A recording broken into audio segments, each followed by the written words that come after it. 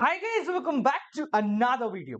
आज हम कक्षा 11वीं स्टैटिस्टिक्स चैप्टर नंबर 1 मतलब meaning, scope and importance of statistics को स्टार्टिंग से लेकर अंत तक पूरी तरीके से समाप्त करने जा रहे हैं। अगर आपको इस चैप्टर के नोट्स चाहिए तो टेंशन नको, डिस्क्रिप्शन में उसका लिंक है। अगर 5 मिनट में चैप्टर रिवाइज करना है तो भी टेंशन नको, ऊपर आई बटन में हमने लिंक दिया हुआ है। पर उससे पहले अपनी कुर्सी की पेटी टाइट कर लो, क्योंकि स्टैटिस्टिक्स काफी ज्यादा इंपॉर्टेंट है और थ्योरी के नजरिए से यही चैप्टर है काम का। ठीक है, चलिए शुरुआत करते हैं। और ज्यादा बड़ा चैप्टर नहीं है, 20-25 मिनट के अंदर ये चैप्टर पूरा समाप्त हो जाएगा। सबसे पहले बात करते हैं भाई, स्टैटिस्टिक्स जो है वो इकोनॉमिक्स का एक पार्ट है। आपकी इकोनॉमिक्स के अंदर दो किताबें चल रही हैं, एक माइक्रो है, एक स्टैटिस्टिक्स। माइक्रो के तो आगे ही माइक्रो इकोनॉमिक्स लिखा हुआ है, पर ये स्टैटिस्टिक्स जो है, ये नंबरों का खेल जो है, ये आपके इस इकोनॉमिक्स के अंदर क्यों है? तो पहले अपन इकोनॉमिक्स की बेसिक डेफिनेशन देखते हैं। देखो, इकोनॉमिक्स का मतलब होता है एक ऐसी साइंस जो स्टडी करती है, जिसके अंदर हम पढ़ते हैं, क्या पढ़ते हैं? ह्यूमन बिहेवियर, आदमी के बिहेवियर को पढ़ते हैं कि आप, मैं या कोई और बाजार में जाके क्या कर रहा होगा, as a relationship between ends and square means. ये बहुत इंपॉर्टेंट है, ध्यान से समझना। दो बातें यहां पर लिखी हैं, ends and square means. And का मतलब होता है अनलिमिटेड वांट्स। हमारी इच्छाएं जो है बेटा वो कैसी है? अनलिमिटेड है। भाई एक चीज पूरी हुई तो दूसरी, दूसरी हुई तो तीसरी, तीसरी तो चौथी, चौथी तो पांचवी। पहले फोन लेना है, फिर स्क्रीन गार्ड लेना है, फिर कवर लेना है, फिर इसकी उसकी भी स्किन लेनी है, फिर उसके लिए सिम लेनी है, फिर रिचार्ज लेना है, फिर उसके बाद रिचार्ज खत्म होता तो बार बार लेना है, फिर फोन भी अपग्रेड कराते रहना है। तो ये सारी जो चीजें हैं, ये क्या है? ये हमारी अनलिमिटेड वांट्स है। और इसको पूरा करने के लिए पिताजी के पास क्या है? लिमिटेड पैसा है। क्या है? लिमिटेड पैसा है। तो उसको बोलते हैं स्केयर मीन, यानी लिमिटेड रिसोर्सेस। ठीक है, तो इकोनॉमिक्स क्या है? इकोनॉमिक्स बताती है कि अनलिमिटेड इच्छाओं के साथ जब लिमिटेड रिसोर्स होते हैं, जब अनलिमिटेड इच्छाओं के साथ लिमिटेड रिसोर्स होते हैं, तो एक ह्यूमन बीइंग यानी हम लोग कैसे रिएक्ट करते हैं, ये इकोनॉमिक्स के अंदर पूरा पढ़ा जाता है। किस चीज के अंदर? In the process of consumption, क्या खाएंगे, क्या छोड़ेंगे, प्रोडक्शन, क्या बनाएंगे अगर हम मालिक हैं फैक्ट्री के तो, सेविंग कितनी करेंगे, इन्वेस्टमेंट कितनी करेंगे, ये सब कुछ इस इकोनॉमिक्स के फंडे के अंदर पढ़ा जाता है with alternative use. Alternative use का मतलब क्या है कि देखो, पिताजी के पास मान लो 50,000 की सैलरी है, तो उस 50,000 की सैलरी में से सब कुछ आपके फोन पे तो खर्च करना नहीं, घर भी चलाना है, इन्वेस्टमेंट भी करना है, तुम्हारे स्कूल की फीस भी जाएगी, कोचिंग की फीस भी जाएगी, सबके रिचार्ज आएंगे, दूध पानी बिजली सबका ही पैसा जाएगा। यानी कि जो मीन्स है, यानी कि जो पैसा है, उसके अल्टरनेटिव यूज है, बहुत सारी जगह यूज है। इसलिए एक कॉमन आदमी सोच समझ के काम करता है। ये तो हो गई इकोनॉमिक्स। अब बात करते हैं स्टैटिस्टिक्स, जो आपकी चैप्टर है या जो आपकी किताब है। तो स्टैटिस्टिक्स का सिंपल भाषा, बिल्कुल क्लियर सच्चे भाषा में बताएंगे।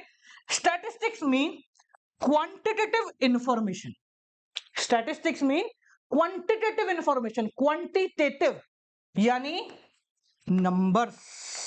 स्टैटिस्टिक्स का मतलब सिंपल भाषा में है क्वांटिटेटिव इंफॉर्मेशन, ऐसी इंफॉर्मेशन जो नंबर्स के फॉर्मेट में हो। दो बातें यहां लिखी हैं, दोनों स्टैटिस्टिक्स के लिए बहुत जरूरी हैं, क्वांटिटेटिव और इंफॉर्मेशन। क्वांटिटेटिव मतलब नंबर और इंफॉर्मेशन मतलब कंक्लूजन, यानी कि आपके ऐसे नंबर जो कुछ कंक्लूजन दे रहे हो। जैसे मेरी जेब में 500 रुपए, क्या फर्क पड़ेगा इससे? ये सिर्फ एक नंबर है, इसका कोई कंक्लूजन नहीं है। पर मैं बोलूं कि हमारे यहां पर एक जो पूरा मोहल्ला है या पूरी क्लास जो है, उसके अंदर हर बच्चे की एवरेज इनकम जो है, पॉकेट मनी, वो 500 रुपए है। तो ये कोई कंक्लूजन ड्राइव आउट कर रहा है। तो स्टैटिस्टिक्स सिर्फ नंबर नहीं है, नंबरों के साथ नंबरों का कंक्लूजन या नंबरों का इंफॉर्मेशन भी होता है। और सिंपल भाषा में बोले तो quantification of fact and finding. Quantification का वही मतलब, नंबर्स के फॉर्मेट पे बताना किस चीज को? फैक्ट को और फाइंडिंग को। फैक्ट मतलब किसी इंफॉर्मेशन को, और फाइंडिंग मतलब जो आपने पता किया है, मतलब जो कुछ भी आपने कंक्लूजन निकाला है उसको नंबर के फॉर्मेट में दिखाना, ये कहलाता है स्टैटिस्टिक्स। याद रखिए बेटा, एक चीज ध्यान रखना, data is stats, but stats is not a raw data. मतलब समझेंगे कि स्टैटिस्टिक्स जो है वो सब डेटा ही है। मतलब स्टैटिस्टिक्स के अंदर सिर्फ नंबर पढ़े जाते हैं, मतलब कोई अच्छा है बुरा है ये नहीं पढ़ा जाता, सिर्फ डेटा ही पढ़ा जाता है। पर खाली डेटा नहीं पढ़ते हैं स्टैट्स के अंदर, डेटा के साथ raw data plus related information, ये दोनों मिला के स्टैट्स को पूरा करती हैं। तो स्टैटिस्टिक्स में डेटा के साथ इंफॉर्मेशन होना जरूरी है, खाली डेटा स्टैटिस्टिक्स से किसी भी काम का नहीं है। जैसे मैंने बोला 10 15 20 कुछ भी नहीं बताऊं, क्या है ये पता नहीं, तो ये डेटा तो है पर स्टैट्स नहीं है। स्टैट्स कब होगा, जब मैं बताऊं कि क्लास में जो सेक्शन ए है, सेक्शन बी है, सेक्शन सी है, इसके 20 में से मार्क्स हैं, तो ये एक डेटा के साथ एक इंफॉर्मेशन जुड़ गई, तो वो स्टैटिस्टिक्स का एक पार्ट आ गया। अब जो स्टैटिस्टिक्स है उसको दो तरीके से पढ़ा जाता है, एक है प्लूरल सेंस बहुवचन, और एक होता है सिंगुलर सेंस जिसको बोलते हैं हिंदी में एक वचन। ठीक है, तो statistics as a plural sense या बहुवचन का मतलब होता है स्टैटिस्टिक्स एट नंबर, यानी नंबरों के अंदर जब भी स्टैटिस्टिक्स की बात की जाएगी तो उसको बोलेंगे बहुवचन या फिर प्लूरल सेंस। बहुवचन बहुत दिनों बाद बोला मैंने। Statistics refers to information in terms of number और न्यूमेरिकल डेटा। जैसे आपने बताया भारत की पॉवर्टी गरीबी कितनी है, ठीक है, आपने बताया कि एम्प्लॉयमेंट रेशो क्या चल रहा है, आपने बताया कि पॉपुलेशन कितनी रेट से बढ़ रही है, तो ये सब नंबरों के फॉर्मेट में ही बताया जाता है। इसलिए कहा जाता है कि statistics is a numerical data attach with an information. ठीक है, तो स्टैटिस्टिक्स जब भी पूछा जाए what is statistics a plural sense, इसका मतलब है कि स्टैटिस्टिक्स नंबरों का खेल है। ठीक है, अब इसके कुछ फीचर देखते हैं कि भाई नंबरों से मतलब क्या है हमारा। तो नंबरों से हमारा जो मतलब है वो 5-6 फीचर हैं जो स्टैटिस्टिक्स को डिफाइन करते हैं। पहला, एग्रीगेट ऑफ फैक्ट। स्टैटिस्टिक्स के अंदर हम फैक्ट्स का एग्रीगेट बताते हैं, यानी सिंपल भाषा में बोले तो एक एवरेज बताते हैं कि ये जो हमने निकाला है इससे मतलब क्या है। या सिंपल भाषा में बोले तो भाई 3 बच्चे हैं, एक के नंबर आए 10, एक के नंबर आए 15, एक के नंबर आए 20। जब हमने तीनों का एवरेज निकाला तो हमारे पास आया 10 plus 15 plus 20 that is equal to 3। 45/3 ये हो गया 15।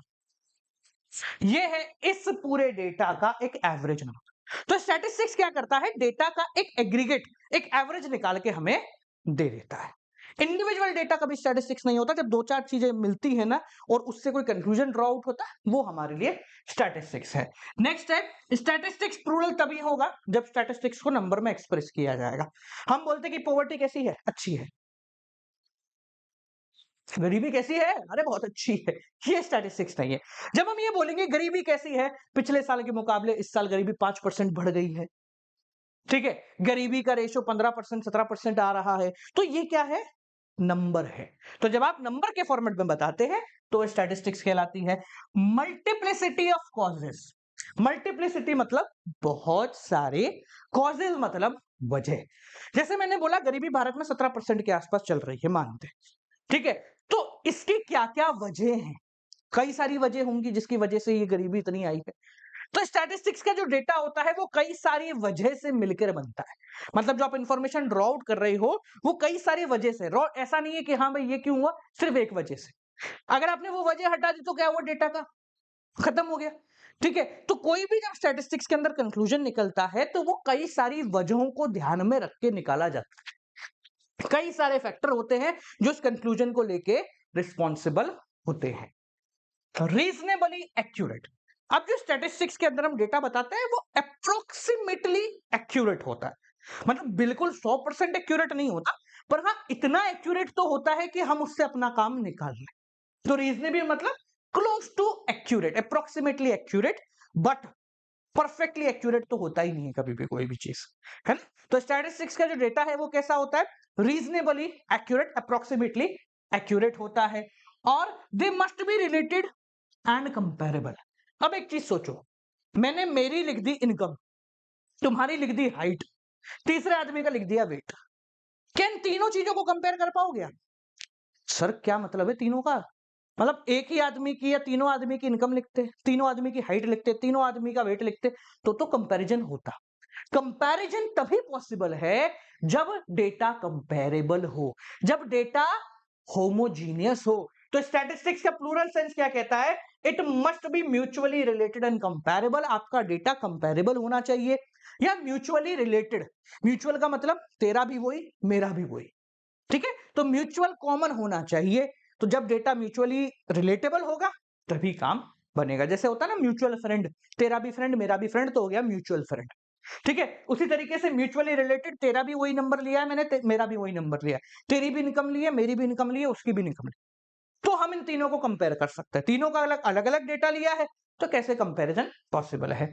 और नेक्स्ट, जब भी स्टैटिस्टिक्स के अंदर हम डेटा लेते हैं तो वो प्री डिटरमाइन ऑब्जेक्टिव से कलेक्ट किया जाता है। ये कलेक्शन ऑफ डेटा में भी आप पढ़ेंगे कि स्टैटिस्टिक्स के अंदर जब भी आप किसी नंबर के बारे में पता कर रहे हैं तो उसको पता करने की कोई वजह होती है। ऐसा नहीं कि चलो आज चल के है ना इससे सारा डेटा उठा के लाते, नहीं।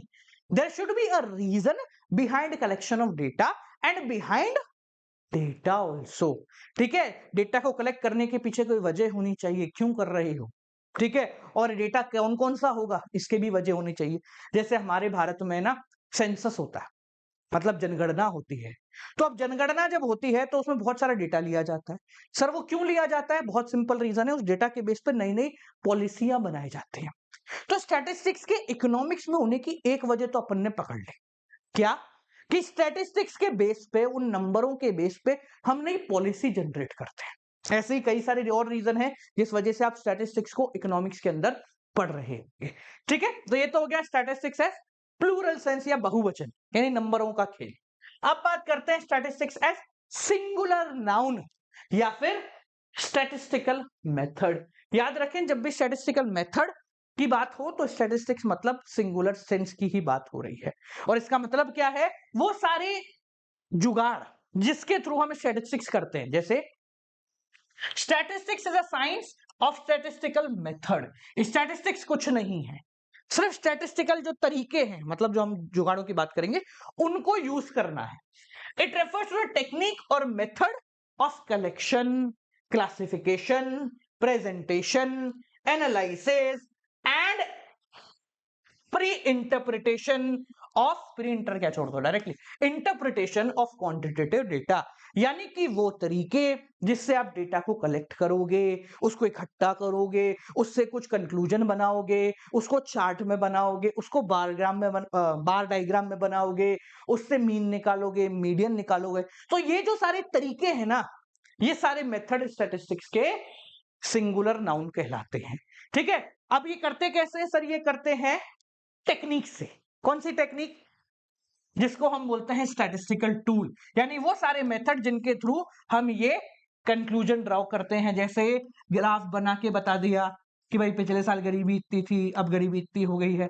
टेबल बना के बता दिया, ठीक है, कि मान लो 4 बच्चे हैं, ए राम, मोहन, सोहन, राहुल, ठीक है, इनके एवरेज मार्क्स बता दिए। तो ये क्या है? टेबल के फॉर्मेट में आप किसी डेटा का इंटरप्रिटेशन कर रहे हो, ठीक है, फॉर प्रेजेंटेशन, ताकि हम उसको दिखा पाए। अब भाई हमने बहुत सारा डेटा कलेक्ट कर लिया, अब कोई भी समझदार आदमी होगा भाई, जिसको कोई पॉलिसी बनानी है तो वो क्या करेगा? सबको थोड़ा इतनी सारी शीट देखेगा। सोचो भारत में 121 करोड़ लोग हैं, हर एक व्यक्ति की डिटेल जो है हमारे सेंसस या जनगणना में होती है। तो जो पॉलिसी बनाने वाले हैं वो क्या बैठे रहेंगे देखते रहेंगे? नहीं देखते रहेंगे। वो क्या करते हैं? उससे एक कंक्लूजन ड्रॉ आउट करते हैं इन चार्ट्स की मदद से। इसको बोलते हैं प्रेजेंटेशन ऑफ डेटा, कि हमने वो पूरा डेटा लिया, उसको प्रेजेंट कर दिया एक पर्टिकुलर फॉर्म में, जिसको बस देखकर पता लगाया जा सके कि क्या हो रहा है। जैसे मैं बोलूं कि ये 2022 का डेटा है गरीबी का, ये 2023 का डेटा है, तो सिर्फ इतना देखकर आप बता दोगे कि 2022 में गरीबी ज्यादा थी, 2023 में गरीबी कम हो गई। इसके पीछे क्या क्या वजह थी वो हम यहाँ पे लिख देंगे।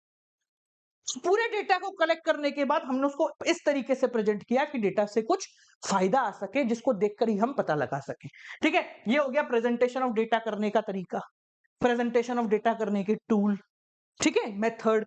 वैसे ही कलेक्शन करने के भी कई सारे मेथड होते हैं, अगले चैप्टर में पढ़ने हैं आपको। क्लासिफिकेशन करने के भी कई सारे तरीके होते हैं, टेबल बना दो, टेबल में क्या कहते हैं एज के हिसाब से क्लासिफिकेशन कर दो, टाइम के, अपन ने टाइम के हिसाब से किया 2022 2023 टेम्पोरल, ठीक है।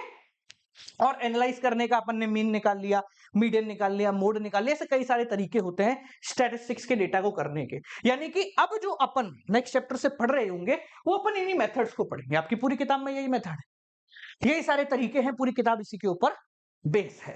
ठीक है, समझ में आ गया? तो प्लूरल सेंस का मतलब नंबर और सिंगुलर सेंस का मतलब उन नंबरों से कुछ कंक्लूजन निकालना। समझ में आ गया? चलिए अब बात करते हैं साहब ये स्टैटिस्टिक्स का नेचर कैसा है। ये साइंस का पार्ट है, आर्ट्स का पार्ट है, मतलब पढ़ते अपन कॉमर्स में है, पर ये दोनों चीजों का एक मिश्रण है। इसलिए आपने देखा होगा कि स्टैटिस्टिक्स जो है वो मैथमेटिक्स का भी पार्ट है। मैथमेटिक्स में भी अपन ने 10वीं में पढ़ा था स्टैटिस्टिक्स। क्यों पढ़ा था? क्योंकि ये सबका एक कंबाइंड खिचड़ी है। तो स्टैटिस्टिक्स एक तरीके से साइंस भी है और आर्ट्स भी है। साइंस कैसे है? क्योंकि हम न्यूमेरिकल डेटा को एक साइंटिफिक तरीके से पढ़ते हैं, यानी कि सिस्टमैटिक तरीके से पढ़ते हैं। जैसे हमने बोला कि गरीबी पिछले साल 18% थी, अब 17% हो गई। तो एक सिस्टमैटिक तरीका है जिस तरीके से हमने ड्रॉ आउट किया कि गरीबी रेखा कैसे कम हुई है। तो ये साइंटिफिक तरीका है, ये साइंस का भी एक पार्ट है। आर्ट्स का क्यों पार्ट है?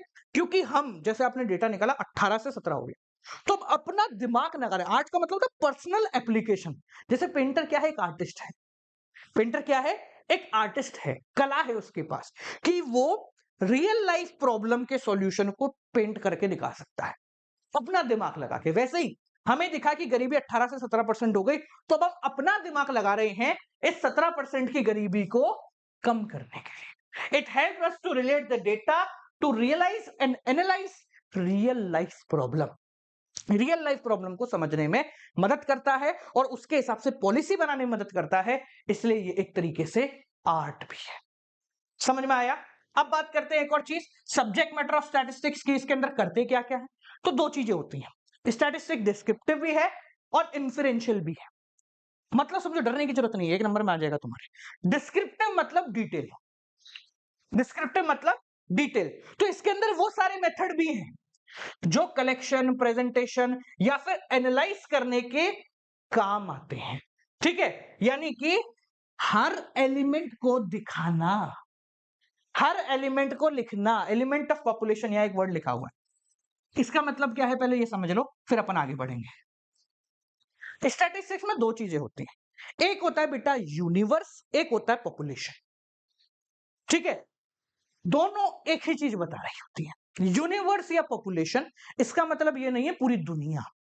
जैसे मुझे अगर क्लास 11th कॉमर्स के बच्चों का डेटा लेना है कि ये कहां से आते हैं, किस एरिया से आते हैं, तो मेरे लिए क्लास 11th कॉमर्स में मौजूद सारे बच्चे यूनिवर्स है या पॉपुलेशन है।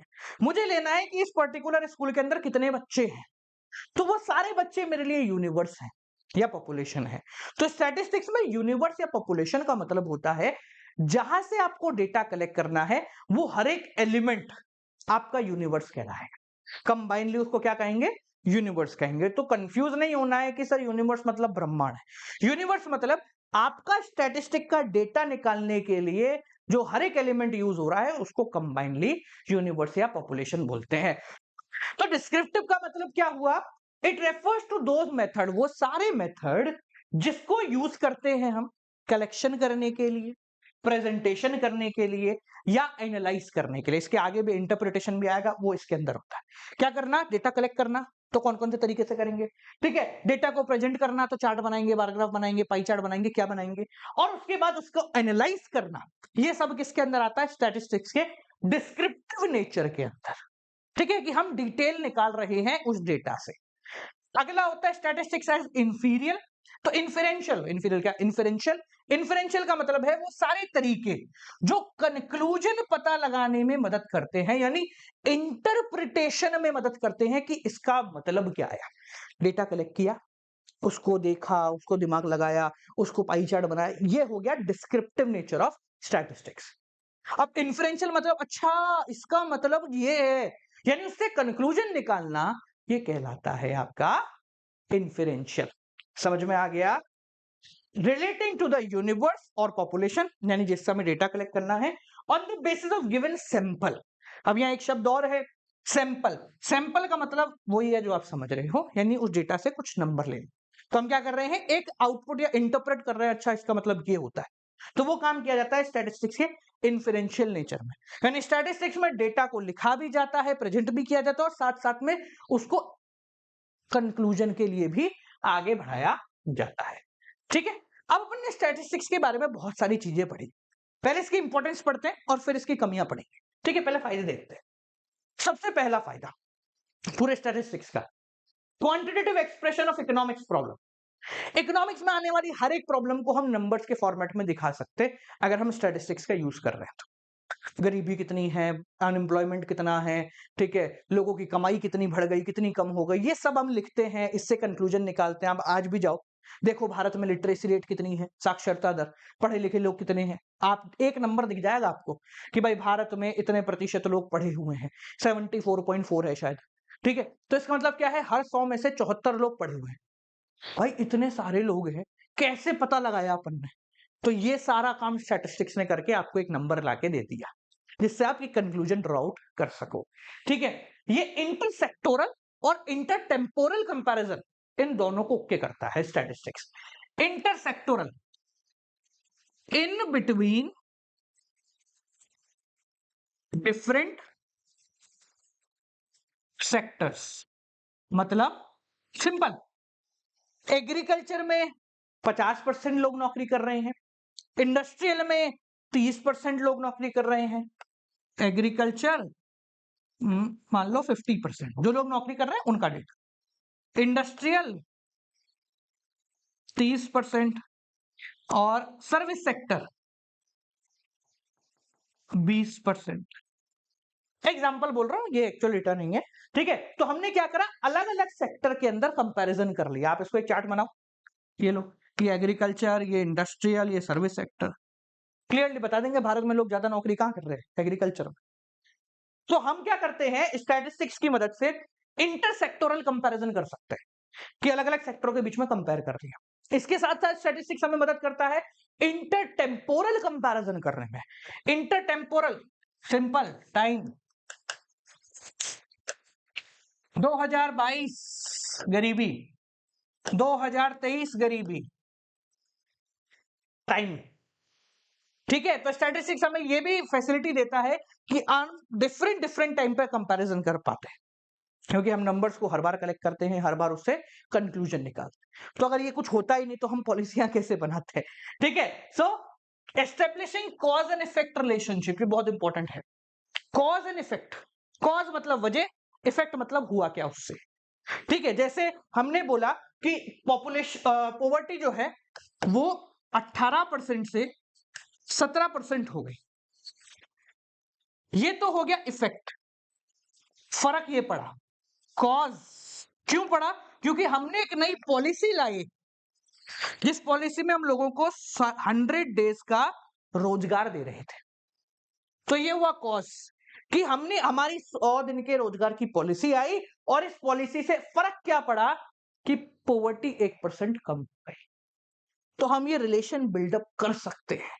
तो स्टैटिस्टिक्स के अंदर रिलेशन पे काम होता है। जैसे आपने देखा ना, बादल ज्यादा होने की वजह से बारिश की इतनी संभावना है, तो ये रिलेशन है ना, बादल इफेक्ट बारिश, समझ में आ गया। और भी अपन रियल लाइफ एग्जांपल देता हूं, बादल आज बहुत ज्यादा काले हैं, पकौड़े बनने की संभावना है, ये क्या हुआ, कॉज इफेक्ट पकौड़े, ठीक है। बादल जितने गहरे पकौड़े बनने का मन उतना ज्यादा, तो ये इफेक्ट बताता है कि भाई ज्यादा बादल होंगे तो यहाँ पे प्रोबेबिलिटी बढ़ जाएगी, ठीक है। तो स्टैटिस्टिक्स के अंदर कॉज और इफेक्ट का काम चलता है और इसी वजह से स्टैटिस्टिक्स में पॉलिसी बनाई जाती है। जैसे हमने कहा कि पिछली बार हमने 1 लाख लोगों को रोजगार दिया था, जिस वजह से पॉवर्टी 1% कम हो गई।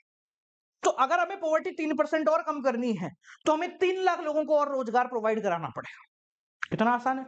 1 लाख लोगों को दिया तो 1% कम हो गई, 3 को और दे दो, 3 लाख को, तो हो सकता है पॉवर्टी 3% और कम हो जाए। तो आपने जो ये कॉज एंड इफेक्ट समझा, इससे आप क्या बना रहे हो, पॉलिसी बना रहे हो। क्या बना रहे हो, पॉलिसी बना रहे हो। नेक्स्ट है हेल्प्स इन फोरकास्टिंग। फोरकास्टिंग 2 शब्दों से मिला है, फोर मतलब आगे, कास्टिंग मतलब देखना। तो स्टैटिस्टिक्स हमें मदद करता है फोरकास्ट करने में, यानी कि आगे का देखने में। जैसे मैंने अभी आपको बोला कि 1 लाख लोगों को रोजगार देने से 1% पॉवर्टी कम हो गई, ये तो हमने कॉज एंड इफेक्ट रिलेशनशिप बताया। अब अगर मैं 3 लाख रोजगार और देता हूं तो 3% कम हो जाएगी। ये क्या कर रहा हूं मैं, एक्चुअल है क्या, हो सकता है नहीं हो सकता है रोजगार ही नहीं दे पाऊं, पर ये मैं क्या कर रहा हूं, आगे की सोच रहा हूं, आगे का देखने का प्रयास कर रहा हूं कि यार अगर मैं 3 लाख लोगों को रोजगार दे दूंगा तो इससे 3% पॉवर्टी क्या हो जाएगी, कम हो जाएगी। तो मैं क्या कर रहा हूं, फोरकास्टिंग मतलब आगे का देख रहा हूं, फ्यूचर देख सकते हैं। या फ्यूचर प्रिडिक्ट कर सकते हैं, फ्यूचर का अंदाजा लगा सकते हैं, ऐसा हो सकता है।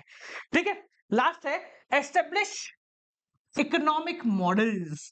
डिमांड फंक्शन, कंजम्पशन फंक्शन ये बताने में मदद करते हैं।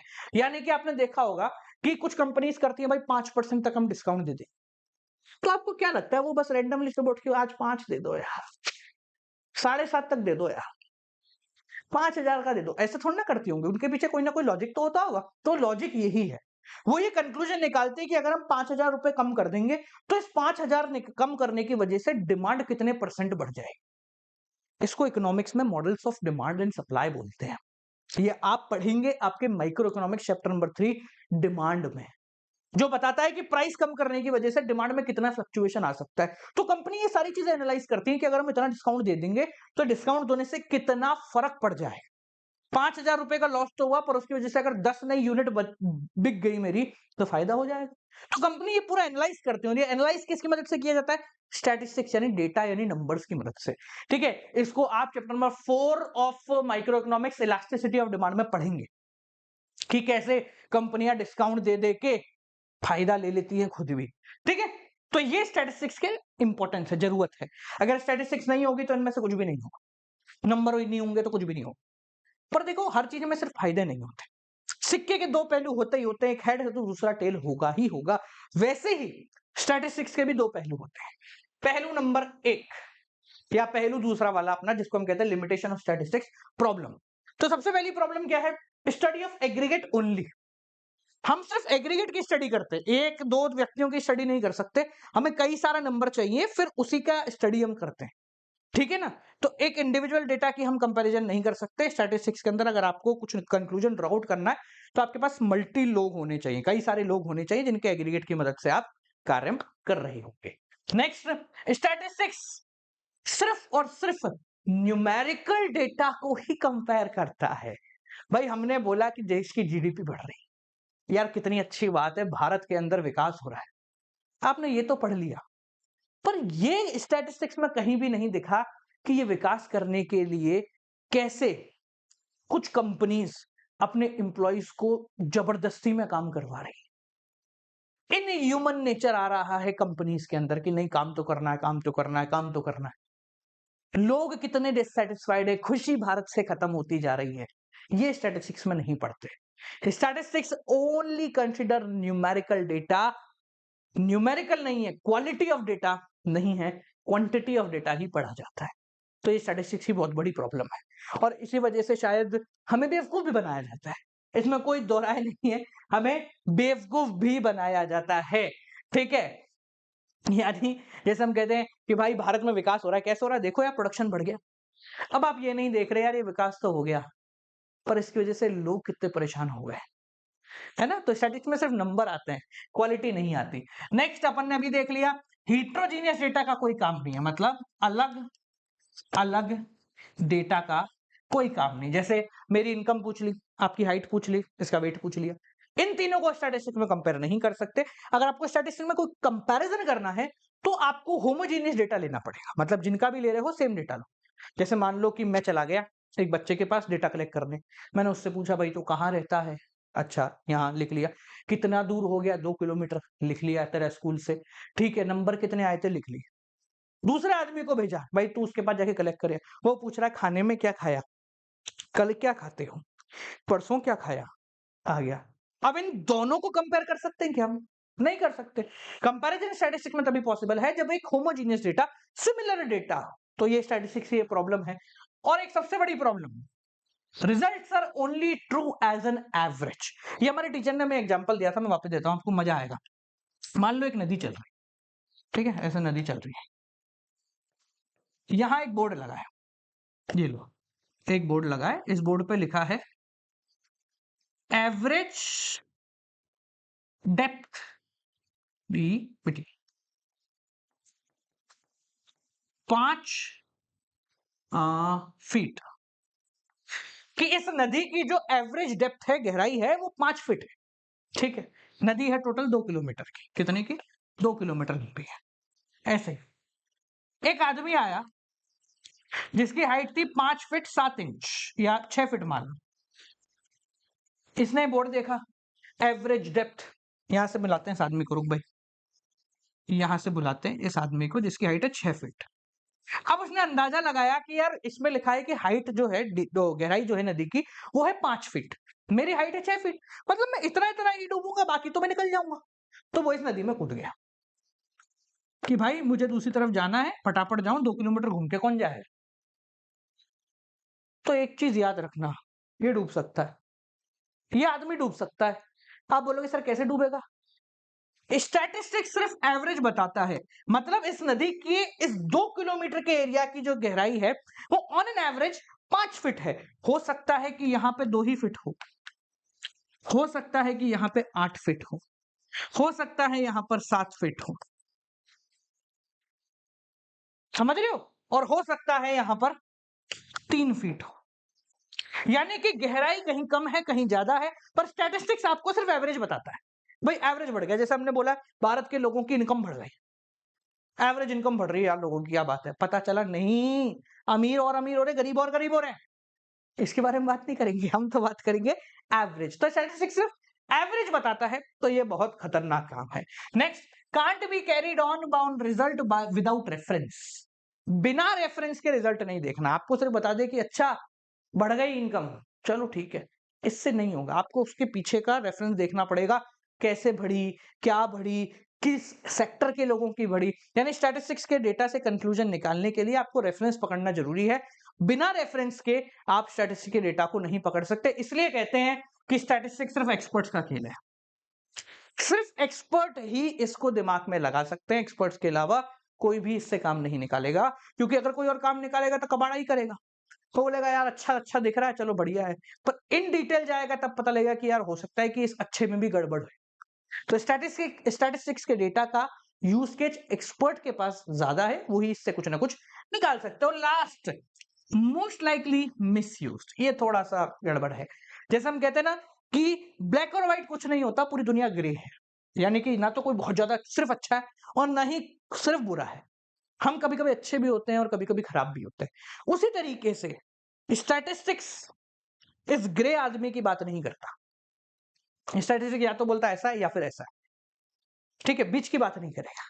ठीक है, अब समझना मेरी बात को, इससे मतलब क्या निकला, जैसे हमने कह दिया कि भाई देखो भारत का विकास हो रहा है, कैसे हो रहा है, हमारा जीडीपी बढ़ रहा है, कमाई बढ़ रही है, इनकम बहुत ज्यादा हो रही है, सरकार टैक्स बहुत ज्यादा कलेक्ट कर रही है, ये सब हमें अच्छा अच्छा दिख रहा है, पर रियलिटी क्या है?